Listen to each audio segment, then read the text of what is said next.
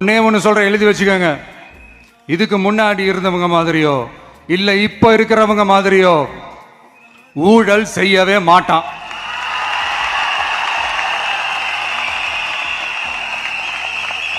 ஒரு பைசா தொட மாட்டான். எனக்கு அது அவசியமே இல்லை. புரிஞ்சுங்களா உங்களுக்கு? எனக்கு அதை தொட வேண்டிய அவசியமே இல்லை.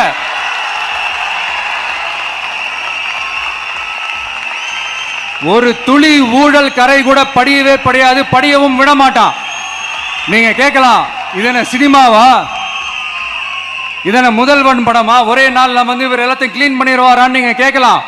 ஓகே, பிராக்டிகலா அது பாசிபிள் இல்லதான். But it is a process, right? It is a process. இப்படி எதுக்குமே ஆசைப்படாத ஒருத்தன் அரசியலுக்கு வர்றான் அப்படின்னா, அவன் கண்ணு முன்னாடி ஏதாவது ஒரு தப்பு நடக்குது அப்படின்னா, அவன் கண்ணு முன்னாடி ஏதாவது இந்த மாதிரி ஒரு ஊழல் நடக்குது அப்படின்னா, அதை பார்த்துக்கிட்டு அவன் சும்மா இருப்பான்னு நினைக்கிறீங்க?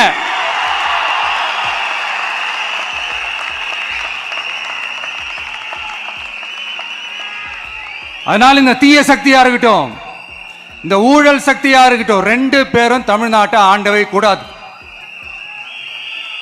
அப்படிப்பட்ட இந்த கட்சிகளை உண்மையா தில்லா எதிர்க்கிற அந்த கட்ஸும் கெத்தும் நம்ம கிட்ட மட்டும்தான் இருக்கு.